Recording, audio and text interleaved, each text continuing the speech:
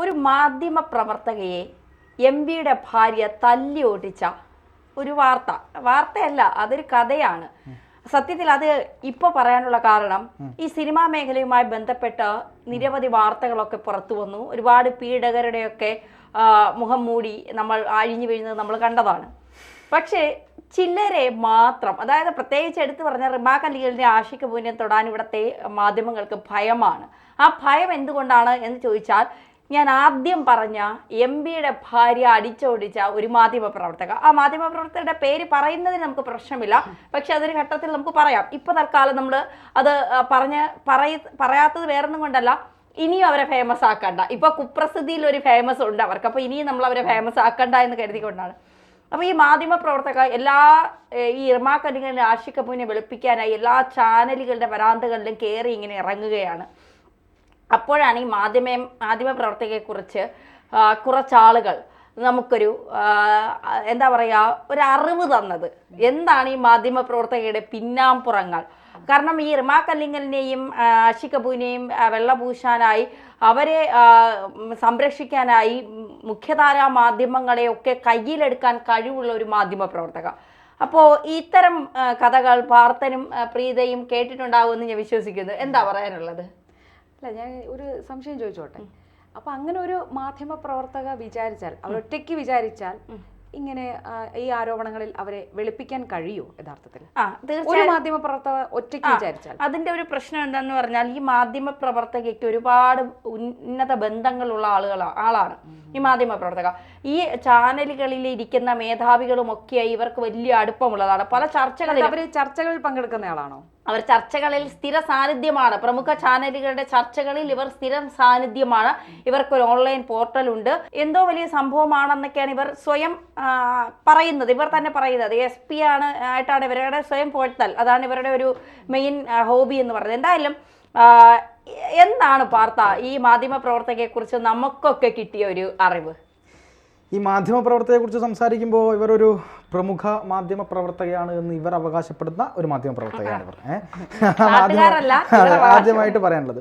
രണ്ടാമത്തത്, ഈ വിഷയത്തിലേക്ക് വരുന്നതിന് മുമ്പ് ഹേമ കമ്മിറ്റി റിപ്പോർട്ട് പുറത്തു വരുന്നു. അതിനുശേഷം കുറേ ആരോപണങ്ങൾ ഉണ്ടാകുന്നു. ഈ ആരോപണങ്ങൾ എന്ന് പറയുന്നത് മലയാള സിനിമയിൽ വലിയ പ്രാധാന്യമൊന്നുമില്ലാത്ത, പക്ഷേ ഒരു മനുഷ്യൻ എന്നുള്ള നിലയിൽ അവരുടെ എല്ലാ പ്രാധാന്യവും, എല്ലാ സ്ത്രീ എന്നുള്ള നിലയിൽ എല്ലാ ബഹുമാനവും ഞാൻ കൊടുക്കുന്നു. പക്ഷേ ഇതുവരെ നമ്മൾ കണ്ടിട്ടില്ലാത്ത കുറേ ജൂനിയർ ആർട്ടിസ്റ്റുകൾ വന്നുകൊണ്ട് കുറേ പീഡന പരാതികൾ ഉന്നയിക്കുന്നു.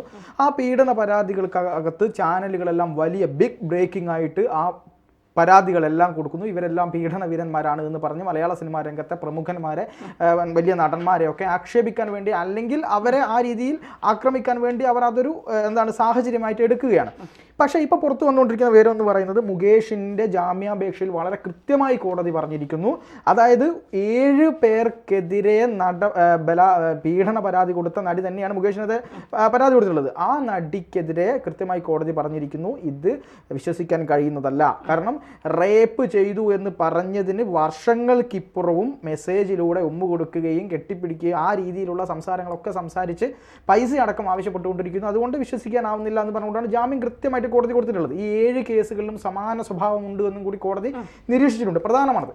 ഇതൊന്നും മാധ്യമങ്ങൾ വാർത്തയാക്കുന്നില്ല. ഇവിടെ ഞാൻ പറഞ്ഞിരുന്നത് അതൊന്നുമല്ല, ഇവർക്കൊക്കെ ഈ ജൂനിയർ ആർട്ടിസ്റ്റുകളൊക്കെ പറഞ്ഞത് വലിയ രീതിയിൽ വാർത്തയാക്കുകയും, എന്നാൽ ഈ കേരളത്തിനകത്ത് ഒരു തമിഴ്നാട്ടിലുള്ള ഒരു ഗായിക, സുചിത്ര എന്ന് പറയുന്ന ഗായിക, ആഷിഖ് അബുവിനെയും റിമാ കല്ലിങ്കലുമായി ഉൾപ്പെട്ട മട്ടാഞ്ചേരി മാഫിയക്കെതിരായിക്കൊണ്ട് അവരുടെ പല സ്ഥലങ്ങളിൽ വെച്ചും ലഹരി പാർട്ടി നടക്കുന്നു എന്നുള്ള ഗുരുതരമായ ആരോപണം, സ്ത്രീകളെ അടക്കം ഉപയോഗിക്കുന്നു എന്നുള്ള ഗുരുതരമായ ആരോപണം വന്ന സമയത്ത് അത് എല്ലാ മാധ്യമങ്ങളും മുക്കുകയാണ് ചെയ്തത്.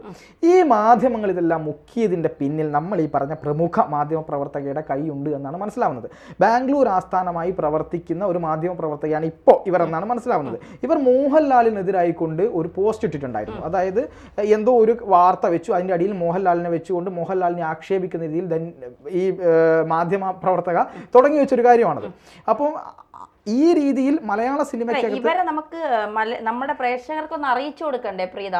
എന്താണ് ഇവരുടെ ഒരു, അതായത് അതിനു മുന്നേ ഞാനൊരു കാര്യം ചോദിച്ചോട്ടെ. നിങ്ങൾ ഈ മാധ്യമ പ്രവർത്തകയെ കുറിച്ച് പറയുന്നുണ്ട്, പക്ഷെ അതേസമയം റിമാ കല്ലിങ്ങലിന്റെ ഒരു ഇന്റർവ്യൂ ഇപ്പോൾ പ്രമുഖ മാധ്യമമായ ഏഷ്യാനെറ്റിലെ എക്സിക്യൂട്ടീവ് എഡിറ്റർ സിന്ധു സൂര്യകുമാർ ഒരു ഇന്റർവ്യൂ എടുത്തിട്ടുണ്ടായിരുന്നു. അത് കണ്ടാൽ തന്നെ അറിയാം അത് ഒരു വെളുപ്പിക്കൽ ഇന്റർവ്യൂ ആണെന്ന്. ഒരു കാര്യം കൂടെ പറഞ്ഞോട്ടെ, ഹേമ കമ്മിറ്റി റിപ്പോർട്ട് പുറത്തു വന്നപ്പോൾ ലൈംഗിക അരാജകത്വത്തെ കുറിച്ച് ചർച്ചയായി. കാരണം മലയാളികൾക്കെല്ലാം കേൾക്കാൻ ഇക്കിളി കഥകളാണ് ഇഷ്ടമായതുകൊണ്ടാണ് ഇത് ഇത്രയും ചർച്ചയാകുന്നത്, പീഡനാരോപണങ്ങൾ വരുമ്പോൾ. പക്ഷെ അതിലുപരി മറ്റൊരു കാര്യമുണ്ട്, ലഹരി മാഫിയയെ കുറിച്ച് അതിൽ പരാമർശമുണ്ട്. എന്തുകൊണ്ട് ഈ മാധ്യമങ്ങളൊന്നും ഈ ലഹരിയുടെ കുറിച്ച് ചർച്ച ചെയ്യുന്നില്ല? അത് കേട്ടെ. അപ്പൊ ഈ ഹേമ കമ്മിറ്റി റിപ്പോർട്ടിൽ പുറത്തു വന്ന ഈ ലഹരി മാഫിയയെ കുറിച്ച് അതിനെക്കുറിച്ച് ആരും ചർച്ച ചെയ്യുന്നില്ല. പകരം ഈ ഇക്കിളി കഥകളുടെ പുറകെ മാത്രമാണ് പോകുന്നത്. ഈ പറയുന്നതിൽ ക്രെഡിബിലിറ്റി ഉണ്ടോ, സ്ത്രീകൾ പറയുന്നത് കള്ളമാണോ സത്യമാണോ, അവർ പിന്നീട് മെസ്സേജ് അയച്ചോ, ഇത്തരത്തിൽ ഈ വെറും ഒരു പൈങ്കിളി കഥയുടെ പുറകെ പോകുന്നതല്ലാതെ ശരിക്കും ഹേമ കമ്മിറ്റി റിപ്പോർട്ടിലുള്ള പ്രധാന പ്രശ്നങ്ങളൊന്നും ഇവിടെ ചർച്ചയാകുന്നില്ല. അവർ പീഡിപ്പിച്ചു, അത് സത്യമാണോ അല്ലയോ, അത് എത്ര തവണ പീഡിപ്പിച്ചു, അത് കഴിഞ്ഞിട്ട് വാതിലിൽ മുട്ടി, ഇങ്ങനെ വെറും അർത്ഥശൂന്യമായ ചർച്ചകളിലേക്ക് മാത്രമാണ് പോകുന്നത്. അപ്പൊ ഞാൻ ചോദിക്കുന്നത്, നിങ്ങളിപ്പോ പറയുന്ന ആ മാധ്യമ ബാംഗ്ലൂരിൽ ഈ പരാമർശിച്ച ആ മാധ്യമ പ്രവർത്തകയെ പറ്റി മാത്രം നിങ്ങൾ പറയുന്നു. പകരം സിന്ധു സൂര്യകുമാറിനെ കുറിച്ച് കൂടി സിന്ധു സൂര്യകുമാറിലേക്ക് ഞാൻ വരാമെന്ന് വിചാരിച്ചിരുന്നു. അല്ല, സിന്ധു സൂര്യകുമാറിനെ സംബന്ധിച്ചിടത്തോളം ഈ മാധ്യമ പ്രവർത്തകയുമായി ഏറെ അടുപ്പമുള്ള ഒരാളാണ്. ഈ മാധ്യമ പ്രവർത്തക കുറച്ച് വർഷങ്ങൾക്ക് മുൻപ് ഡൽഹിയിൽ അവരുടെ മാധ്യമ പ്രവർത്തനം ആരംഭിക്കാൻ പോകുന്ന സമയത്ത് ഇവർ ഡൽഹിയിലെത്തുന്നു. ഇവരുടെ കുറച്ച് സുഹൃത്തുക്കളുമായി ഡൽഹിയിലെത്തുമ്പോൾ ഇവർക്ക് അവിടെ താമസിക്കാനുള്ള സൗകര്യം ഇല്ലാതെ ആദ്യമായി ഡൽഹിയിലെത്തുന്നതാണ് മാധ്യമ പ്രവർത്തനവുമായി ബന്ധപ്പെട്ട്. ആ സമയത്ത് ആവശ്യമായ ഒരു സൗകര്യം ഇല്ലായിരുന്നു. അതുകൊണ്ട് അവരെ എത്തുന്നു. അവിടെ ഒരു MP, പ്രമുഖനായ MP, അദ്ദേഹത്തിന്റെ നല്ല മനസ്സുകൊണ്ട് അദ്ദേഹത്തിന്റെ ഫ്ലാറ്റ് ഇവർക്ക് താമസിക്കാനായി കൊടുക്കുന്നു. വെറുതെ കിടക്കുകയല്ലേ, ഞാൻ വല്ലപ്പോഴും അല്ലേ വന്നു പോകുന്നുള്ളൂ, പാർലമെന്റ് സമ്മേളനം നടക്കുമ്പോൾ മാത്രമാണ് ഞാൻ വരുന്നത്, അത് കഴിഞ്ഞിട്ട് നിങ്ങൾ ഇത് ഉപയോഗിച്ചോളൂ എന്ന് പറഞ്ഞിട്ട് അദ്ദേഹം കൊടുക്കുന്നു. അദ്ദേഹം കൊടുത്തതിന് ശേഷം പിന്നെ അവിടെ ഈ മാധ്യമ പ്രവർത്തകർ ഇവരുടെ കൂട്ടുകാരും ഒക്കെ ആയിട്ട് ഒരു വലിയ മദ്യ സൽക്കാരമാണ് അതിൻ്റെ അകത്ത് നടക്കുന്നത്. എപ്പോഴും മദ്യപിച്ച് മദ്യ സൽക്കാരവും കൂട്ടുകാരുമൊത്ത് ഒരു MP-യുടെ ഫ്ലാറ്റ് തനിക്ക് തന്നു എന്നുള്ള രീതിയിൽ പോലുമല്ല. MP-യെ പലരും ഇക്കാര്യം അറിയിച്ചെങ്കിലും അദ്ദേഹം ഇതിൽ ഉചിതമായ ഒരു നടപടി എടുക്കാതിരുന്ന സമയത്ത് അത് ഒരു മാധ്യമ പ്രവർത്തകയാണ്, അദ്ദേഹം ഇങ്ങനെ ധർമ്മസങ്കടത്തിലായി എന്ത് ചെയ്യും, MP ഇറക്കി വിട്ടാൽ അതിന്റെ പ്രശ്നം കൂടി ഉണ്ടാവും. അപ്പൊ അതുകൊണ്ട് ഈ ഇദ്ദേഹത്തിനോട് പറഞ്ഞിട്ട് കാര്യം നടക്കാതെ വന്നപ്പോൾ ഈ ചിലർ ഇദ്ദേഹത്തിന്റെ ഭാര്യയെ ബന്ധപ്പെടുന്നു. ഭാര്യയെ വിളിച്ച് പറഞ്ഞു. ഭാര്യ അടുത്ത ഫ്ലൈറ്റിൽ കയറി ഡൽഹിയിലെത്തുന്നു. തല്ലി ഓടിച്ച് അടിച്ചിറക്കുന്നു എന്നാണ് നമുക്ക് മനസ്സിലാക്കാൻ സാധിക്കുന്നത്. അതിനുശേഷം ഇവർ ജയ്പൂരിലേക്ക് ഒരു യാത്ര പോകുന്നു. യാത്ര പോകുമ്പോൾ അതിൽ വഴിയിൽ വെച്ച് രണ്ട് മാധ്യമ പ്രവർത്തകർ കൂടി അങ്ങോട്ട് പോകാൻ നിൽക്കുന്നു. ഞങ്ങളെ കൂടെ കൊണ്ടുപോകുമോ എന്ന് ചോദിക്കുന്നു. ആ വാഹനത്തിൽ ഇവർ രണ്ടുപേരും കയറുന്നു. പിന്നീട് ഒരു ഹോട്ടലിൽ റൂം എടുത്ത് സ്വാഭാവികമായി മാധ്യമ പ്രവർത്തകരാണ്, അവരുടെ ഒഴിവ് സമയങ്ങൾ അവർ എൻജോയ് ചെയ്യും. ഇവർ മറ്റൊരു മുറിയിൽ, ഈ പോയ രണ്ട് ആൺ മാധ്യമ പ്രവർത്തകർ മറ്റൊരു മുറിയിൽ. പിന്നീട് ഈ സ്ത്രീ അതിലൊരു മാധ്യമ പ്രവർത്തകനെതിരെ, ഒരു സീനിയർ ജേർണലിസ്റ്റ് ആണ് അദ്ദേഹത്തിനെതിരെ കള്ളക്കേസ് കൊടുക്കുന്നു. കള്ളക്കേസ് കൊടുക്കാൻ ഒരു കാരണമുണ്ട്. ഈ MP-യുടെ ഭാര്യയെ വിളിച്ചിട്ട് ഇങ്ങനെ ഒരു സംഭവം ഉണ്ട് എന്ന് പറഞ്ഞത് ഈ മാധ്യമ പ്രവർത്തകനാണ് എന്നാണ് പറയുന്നത്. അതിന്റെ പ്രതികാരമായിരുന്നു. പീഡനം എന്ന് പറഞ്ഞു കഴിഞ്ഞാൽ പിന്നെ എളുപ്പമാകുമല്ലോ കാര്യങ്ങൾ. അങ്ങനെ പരാതി കൊടുക്കുന്നു. പിന്നീട് കുറേ നാളുകൾ ഇവരെ കാണാനില്ല. പിന്നീട് ഇവർ പെട്ടെന്ന് എല്ലാ നേതാക്കളുമായി ഇവരൊരു ബന്ധം സ്ഥാപിക്കുന്നു. എല്ലാ മാധ്യമ മേഖലയിലും ഇവർക്ക് ഒരു സ്ഥാനമുണ്ടാകുന്നു. ഇവർ എന്തോ വലിയ സംഭവമാണെന്ന് പറയുന്നു. അത്തരത്തിൽ ചാനൽ ചർച്ചകളിൽ വന്നിരിക്കുന്നു. ഓൺലൈൻ മാധ്യമങ്ങളുടെ സംഘടനയുടെ ദേശീയ നേതാവാണ്, ഉണ്ടാകും. അങ്ങനെ അവസാനം നിക്കകളില്ലാതെ MP അടിച്ചോടിച്ചു എന്നുള്ളതാണ്. ഇപ്പോൾ നമ്മുടെ വിഷയം ഇവർക്ക് ഇങ്ങനെ ഒരു ബാക്ക്ഗ്രൗണ്ട് ഉണ്ട് എന്നുള്ളത് അത് അവരുടെ വ്യക്തിപരമായിട്ടുള്ള കാര്യം.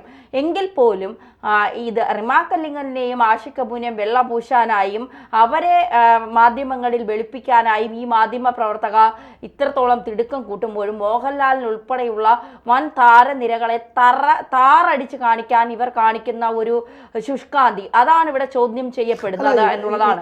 ഇവർക്കെതിരായിക്കൊണ്ട് വേറെ കുറച്ച് ഗുരുതരമായ ആരോപണങ്ങൾ കൂടെ വരുന്നുണ്ട്. കാര്യം എന്ന് വെച്ചാൽ ഇവർ സോറോസിന്റെ ഫണ്ട്, അതായത് ഡീപ് സ്റ്റേറ്റ് എന്ന് പറയുന്ന ഈ ഇന്ത്യയെ അടക്കം എങ്ങനെ വരുതിയിലാക്കാമെന്ന് പറഞ്ഞുകൊണ്ട് നടക്കുന്ന ഒരു വലിയ ആഗോള വിപത്താണ് ഈ ഡീപ് സ്റ്റേറ്റ് എന്ന് പറയുന്നത്. ഈ ഡീപ് സ്റ്റേറ്റിന്റെ ഒരു മുഖ്യ ആളാണ് ഈ സോറോസ് എന്ന് പറയുന്നത്. അതായത് ഇസ്ലാം രാഷ്ട്രത്തിന് വേണ്ടി, ഇസ്ലാമികമായ കാര്യത്തിന് വേണ്ടി ഫണ്ട് ഇറക്കുന്ന ഒരു ജൂതൻ. അതാണ് ഏറ്റവും വലിയ കാര്യം. ഈ ജൂതനായി ജനിച്ച്, ഹംഗറിയിൽ ഒരു ജൂതനായി ജനിച്ചുകൊണ്ട് ഇസ്ലാമിക വൽക്കരണത്തിന് വേണ്ടി പണിയെടുക്കുന്ന ഒരാളാണ് ഈ സോറോസ് എന്ന് പറയുന്നത്. ഈ സോറോസിനെ അവിടുത്തെ ഹംഗറി പോലും എന്ത് ചെയ്തിട്ടുണ്ട്, ഈ ഹംഗറിയുടെ പ്രധാനമന്ത്രി പോലും തള്ളി പറഞ്ഞിരിക്കുന്ന ഒരവസ്ഥയിലാണ് ഇപ്പം നിൽക്കുന്നത്. അവരുടെ ഫണ്ട് പോലും ഇവർ വാങ്ങിയിട്ട് ഇവിടെ പണിയെടുക്കുന്നു എന്നാണ് ഗുരുതരമായ, നമുക്കറിയില്ല, തെളിവില്ല എന്ന് വെച്ചാൽ നമ്മളുടെ തെളിവില്ല, ആരോപണമാണ്, അന്വേഷിക്കണം. എങ്കിൽ പോലും ഇത്തരം ഗുരുതരമായ ആരോപണം അവരുടെ പേരിലുണ്ട്. രണ്ടാമത്തത്, ആഷിഖ് അബുവിലേക്കും റിമയിലേക്കും വരുന്ന സമയത്ത് മട്ടാഞ്ചേരി മാഫിയയുമായിട്ട് ഇവർ വലിയൊരു കോണ്ടാക്ട് ഉണ്ടാക്കുന്നു. ഇവിടെ റിമയും ആഷിഖ് അബുവും നടത്തുന്ന ലഹരി പാർട്ടികളിൽ ഇവർ സ്ഥിരം സാന്നിധ്യമായിരുന്നു. കേരളത്തിലെ ചില പ്രധാന മാധ്യമ പ്രവർത്തകരും ഈ പാർട്ടിയിൽ ഉണ്ടായിരുന്നു. ഇവർ ഈ ഒരു നെറ്റ്വർക്ക് ഉപയോഗിച്ച്, അതായത് ഇവരുടെ ഈ ഓൺലൈൻ മാധ്യമ പ്രവർത്തകരുടെ ദേശീയ സംഘടനയുടെ നേതാവ് എന്നുള്ള നിലയിലുള്ള ബന്ധം ഉപയോഗിച്ചുകൊണ്ട് കേരളത്തിലെ പല പ്രമുഖ മാധ്യമ പ്രവർത്തകരുമായിട്ട് ഇവരുടെ സൗഹൃദം ഉപയോഗിച്ചുകൊണ്ട് ഈ റിമയെയും ആഷിഖ് അബുവിനെയും അടക്കമുള്ള ആളുകൾക്ക് നേരെ വരുന്ന ആരോപണങ്ങളെ മുളയിലേ നുള്ളിക്കളയാൻ കടക്കൽ തന്നെ കത്തിവെക്കാനുള്ള എല്ലാ ശ്രമങ്ങളും ഇവർ നടത്തി. ഇവിടെ പ്രധാനമായിട്ട് നമ്മൾ കാണേണ്ടത് ഏഷ്യാനെറ്റിലെ സിന്ധു സൂര്യകുമാറിന്റെ ഒരു അഭിമുഖമാണ്. അതായത് എനിക്കെതിരെ ഒരു ആരോപണം വരുന്നു തന്നെയാണ്. എനിക്കെതിരെ ഒരു ആരോപണം വരുന്ന സമയത്ത് എന്താണ് സ്വാഭാവികമായി സംഭവിക്കുക? പോലീസ് പിന്നെ പരാതി കൊടുത്താൽ പോലീസ് കേസെടുക്കും, അത് എന്നെ വിളിപ്പിക്കും. അപ്പോൾ മാധ്യമങ്ങളെല്ലാം പറയും എൻ്റെ പേരിൽ ഇങ്ങനെ ഒരു ആരോപണം ഉയർന്നിരിക്കുന്നു എന്നുള്ള കാര്യം പറയും.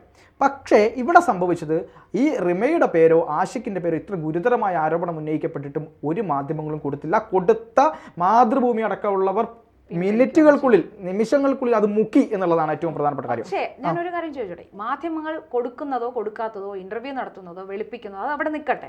പക്ഷെ ഇതിന് നിയമപരമായ നടപടികളല്ലേ വേണ്ടത്? മാധ്യമങ്ങൾ വെളുപ്പിക്കുന്നതിലൂടെ അത് ആ ഒരാൾ ആരും പരിശുദ്ധരാക്കപ്പെടുന്നില്ല. മാധ്യമങ്ങൾ കോടതിയല്ല, മാധ്യമങ്ങൾ പോലീസ് സ്റ്റേഷനുകളുമല്ല, ആകുന്ന മാധ്യമങ്ങളുണ്ട്. മാധ്യമത്തിലൂടെ പറയുന്നതൊന്നും തെളിവായി കോടതി അംഗീകരിക്കുന്നില്ല. അതുകൊണ്ട് തന്നെ അത് അന്വേഷണവും കോടതിയെല്ലാം വേറെ വശമാണ്. മാധ്യമ പ്രവർത്തകർ ഇപ്പോൾ കോടതികളാകുന്നുണ്ട്, ജഡ്ജികളാകുന്നുണ്ട്, പോലീസ് സ്റ്റേഷനുകളാകുന്നുണ്ട്.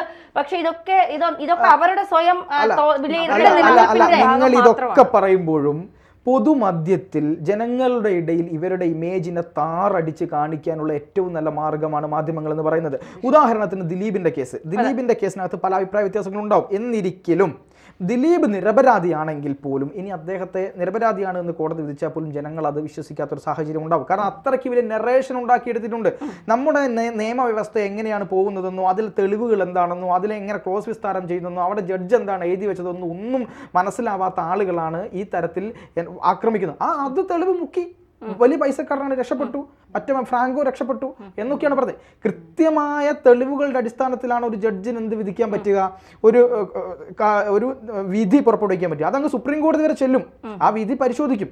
അതൊന്നും നമ്മൾ എടുക്കുന്നില്ല. അവിടെ മാധ്യമങ്ങൾക്ക് വലിയ പങ്കുണ്ട്. മാധ്യമങ്ങൾ സ്വയം കുറ്റക്കാരനാണ് എന്ന് ഏൽപ്പിച്ചു കഴിഞ്ഞാൽ വലിയ ബുദ്ധിമുട്ടുണ്ടാവും ആൾക്ക് എന്നുള്ളതാണ്. ആ ഒരു ആനുകൂല്യം, അതായത് ഈ ഒരു മോഹൻലാലിനോ മമ്മൂട്ടിക്കോ സിദ്ദിഖിനോ ദിലീപിനോ ജയസൂര്യക്കോ ഒന്നും കിട്ടാത്ത ആനുകൂല്യം റിമയ്ക്കും ആർക്കും കിട്ടി, ഈ ആഷിഖ് അബുവിനും കിട്ടി. അവിടെ സിന്ധു സൂര്യകുമാർ ഇന്റർവ്യൂ ചെയ്യുമ്പോൾ വളരെ ഭയഭക്തി ബഹുമാനത്തോടു കൂടി സിന്ധു പറയുന്നുണ്ട്, എന്താണ് സ്ത്രീപക്ഷ നിലപാടെടുക്കുന്ന റിമയെ പോലുള്ള ഒരാൾ ഇത്തരം കാര്യം ചെയ്യില്ല എന്ന്, ഇതൊരു ഫാബ്രിക്കേറ്റഡ് ആണ് എന്ന് ഞങ്ങൾക്ക് തോന്നിയത് കൊണ്ടാണ് ഞങ്ങൾ വാർത്ത കൊടുക്കാതിരുന്നത്. ഈ പറയുന്ന എന്താണ് ജൂനിയർ ആർട്ടിസ്റ്റുകളെല്ലാം തന്നെ ഇതിൽ പല രീതിയിൽ, പല പ്രശ്നങ്ങളിൽ, പല തട്ടിപ്പുകൾ ഉൾപ്പെട്ടിട്ടുള്ള ആളുകൾ, പിന്നെ പീഡനാരോപണങ്ങൾ പലർക്കും അതിനെ കൊടുത്തപ്പോൾ അതൊക്കെ ബിഗ് ബ്രേക്കിംഗ് ആയിട്ട് കൊടുത്ത ഇവർക്ക് റിമാർക്ക് അല്ലെങ്കിൽ നേരെ മാത്രം എന്താണ് ആറാം പ്രതിയായി നിവിൻ പോളിയിൽ വരെ ബിഗ് ബ്രേക്കിംഗ് കൊടുത്തിട്ട് പിന്നീട് അത് കളവാണെന്ന്, അല്ലെങ്കിൽ അത് വ്യാജ പരാതിയായിരുന്നു എന്നൊക്കെ ഉള്ളതിന്റെ കൃത്യമായ തെളിവുകൾ പുറത്തു വരുന്നുണ്ട്. അത് തന്നെ കേസിൽ നിന്ന് ഒഴിവാക്കണമെന്ന് നിവിൻ പോളി തന്നെ പറയുന്നു. അപ്പോൾ ഒരു മാധ്യമ പ്രവർത്തക വിചാരിച്ചാൽ, കുറെ ഉന്നത ബന്ധങ്ങളുള്ള ഒരു മാധ്യമ പ്രവർത്തക വിചാരിച്ചാൽ ഇവിടുത്തെ ചില ചാനലുകളെ നിലയ്ക്ക് നിർത്താനും തങ്ങളുടെ രീതിക്കനുസരിച്ച് വാർത്തകളെ കൊണ്ടുപോകാനും വാർത്തകൾ ഉൾക്കൊള്ളിക്കാനും തങ്ങൾക്ക് ഇഷ്ടമുള്ളവരെ വെള്ളപൂശാനും തങ്ങൾക്ക് വേണ്ടാത്തവരെ എതിർക്കാനും അവരെ നിലംപരിശാക്കാനും താറടിക്കാനും കഴിയുമെന്നുള്ളതാണ് ഇതിലേറ്റവും പ്രധാനപ്പെട്ട കാര്യം. ഒറ്റയ്ക്കല്ല തന്നെയാ, അതാണ് മനസ്സിലാക്കേണ്ടത്. ഇവർ ഒറ്റയ്ക്കല്ല. കാരണം ഒരു മാധ്യമ പ്രവർത്തകയോ ഈ മറ്റുള്ള മാധ്യമ പ്രവർത്തകരോ ഒന്നും മാത്രമല്ല, ഇതിന്റെ പിന്നിൽ വലിയൊരു മാഫിയുണ്ട്. പവർ ഗ്രൂപ്പ് ഉണ്ട്. മട്ടാഞ്ചേരി മാഫിയയും ഈ ബാംഗ്ലൂർ ബേസ്ഡ് സ്ഥാപനങ്ങളെയും ഈ പറയുന്ന മറ്റു മാധ്യമ പ്രവർത്തകരെയും ഒക്കെ കയ്യിലെടുത്ത് ഇവർക്ക് നിശാ പാർട്ടികൾ ഒരുക്കി, ഇവർക്ക് മയക്കുമരുന്ന് പാർട്ടികളും മറ്റു സാധനങ്ങളും ഒക്കെ സംഘടിപ്പിച്ചു കൊടുത്ത് ഇവരെ മാധ്യമങ്ങളുടെ എന്താണ് അവരുടെ വരുതിയിൽ നിർത്തുന്ന ഒരു വലിയ സംഘം ഇതിന്റെ പിന്നിലുണ്ട്. അവരുടെ ഫണ്ടിങ് എന്ന് പറയുന്നത് ഇപ്പോഴും ആരോപണങ്ങളിൽ വരുന്നത് ഈ സോറോസിന്റെയും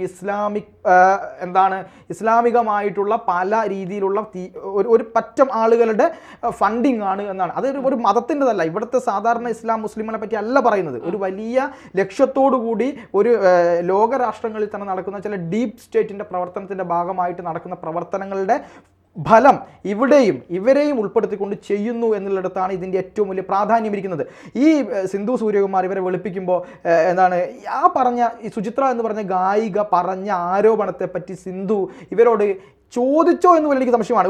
വെറുതെ ഒരു കാട്ടിക്കൂടലോട് ചോദ്യം ചോദിക്കുന്നു. അത്രയും ഇന്റർവ്യൂ സിന്ധു സൂര്യകുമാറിന്റെ ഉദ്ദേശം റിമ കല്ലിങ്കലിനെ വെള്ള പൂശുക, വെളുപ്പിക്കുക എന്നുള്ളത് മാത്രമാണ്. സിന്ധു വിധിച്ചു കഴിഞ്ഞു. റിമ തെറ്റ് ചെയ്തിട്ടില്ല, റിമ കല്ലിങ്കൽ ലഹരി ഉപയോഗിച്ചിട്ടില്ല, ലഹരി പാർട്ടികൾ നടത്തിയിട്ടില്ല, പെൺകുട്ടികളെ അടിമയാക്കിയിട്ടില്ല, ചൂഷണം ചെയ്തിട്ടില്ല. മലയാള സിനിമ ഈ ലഹരിക്ക് അടിമയാണ് എന്ന ആരോപണം ഈ ഹേമ കമ്മിറ്റി റിപ്പോർട്ടൊക്കെ വരുന്നതിന് മുന്നേ തന്നെ ഉണ്ടായിട്ടുള്ളതാണ്.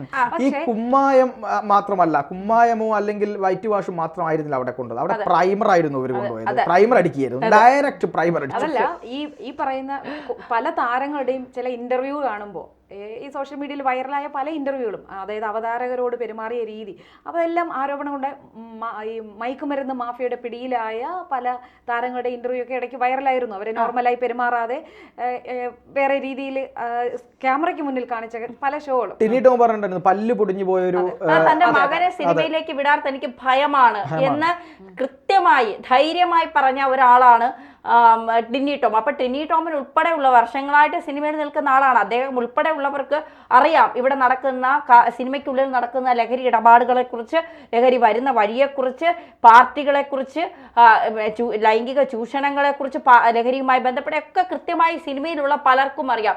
അവർ നിശബ്ദരാകുന്നത് അവരെ പല രീതിയിലും അവരെ പലതും ഭയപ്പെടുത്തുന്നുണ്ടാകാം. ഇതിൽ ഏറ്റവും പ്രധാനപ്പെട്ട കാര്യം എന്ന് പറയുന്നത് മട്ടാഞ്ചേരി മാഫിയയുമായി ബന്ധപ്പെട്ട് ഗുരുതരമായ വെളിപ്പെടുത്തലുകൾ നടത്തിയിട്ടുള്ള ശ്രീജിത്ത് പെരുമനയുടെ അഭിമുഖം ഈ അടുത്ത് തന്നെ തൊട്ടടുത്ത് തന്നെ നമ്മൾ പ്രസിദ്ധീകരിക്കാൻ വേണ്ടി പോകണം. അതിൽ ഒരുപാട് കാര്യങ്ങൾ അദ്ദേഹം വെളിപ്പെടുത്തുന്നുണ്ട്. എന്താണ് മട്ടാഞ്ചേരി മാഫിയ, പ്രേക്ഷകർ കണ്ടിരിക്കണം. അതാണ് നമ്മൾ ഒന്നുകൂടി ഊന്നി പറയുന്നത്. ഈ അഭിമുഖത്തിൽ വളരെ കൃത്യമായി എന്താണ് മട്ടാഞ്ചേരി മാഫിയ നടത്തുന്നതെന്നും അവരുടെ ഇടപെടലുകൾ എന്താണെന്നും അവരെങ്ങനെയാണ് ഇതിനെ മുന്നോട്ട് കൊണ്ടുപോകുന്നതെന്നും ഇവരുടെയൊക്കെ കാര്യങ്ങൾ എന്താണെന്നും ശ്രീജിത്ത് പെരുമന കൃത്യമായിട്ട് പറയുന്നുണ്ട്. അതും കൂടെ കണ്ടാൽ കൃത്യമായിട്ട് ഏതാണ് പവർ ഗ്രൂപ്പ് എന്നും ആരാണ് കളിക്കുന്നതെന്നും ഒക്കെ നിങ്ങൾക്ക് കൃത്യമായി മനസ്സിലാവും. എന്തായാലും ഈ കാര്യം ബാക്കിയുള്ള കാര്യങ്ങളൊക്കെ ഇവരുമായി ബന്ധപ്പെട്ട വെളുപ്പിക്കലൊക്കെ ജനങ്ങൾക്ക് മനസ്സിലായി. ആദ്യം അമ്മയ്ക്ക് നേരെ പോയവർ ഇപ്പൊ കൃത്യമായി ഇവർക്കെതിരെ തിരിഞ്ഞിരിക്കുന്നു എന്നുള്ളത് തന്നെയാണ്. അതായത് ഇവരെ വെളുപ്പിക്കാൻ വേണ്ടിയിട്ട് ആണോ ഈ ഇക്ലി കഥകൾ, അതായത് അന്വേഷണത്തിൽ നിലനിൽക്കാത്ത തെളിവുകൾ, വളരെ വീക്കായിട്ടുള്ള തെളിവുകൾ ഉള്ളതുമായ പല ആരോപണങ്ങളുമായി ഈ ശരിക്കും മലയാള സിനിമാ മേഖല അഭിമുഖീകരിക്കുന്ന ശരിക്കുള്ള പ്രശ്നങ്ങളെ മറയ്ക്കാൻ വേണ്ടിയിട്ട് കുറേ ഇക്ലി കഥകളിലൂടെ ആൾക്കാരുടെ ശ്രദ്ധ തിരിച്ചുവിട്ട് കുറേ നാൾ ഒരു കാര്യം ചർച്ച ചെയ്ത് അതിൻ്റെ ചൂടടങ്ങുന്നത് വരെ ഇതിനെ ഇങ്ങനെ നിലനിർത്തുക, അതിലൂടെ ശരിയായ പ്രശ്നങ്ങൾ ഇവിടെ മറയ്ക്കപ്പെടുകയാണ് എന്നാണ് നമുക്ക് തോന്നുന്നത്. തീർച്ചയായും.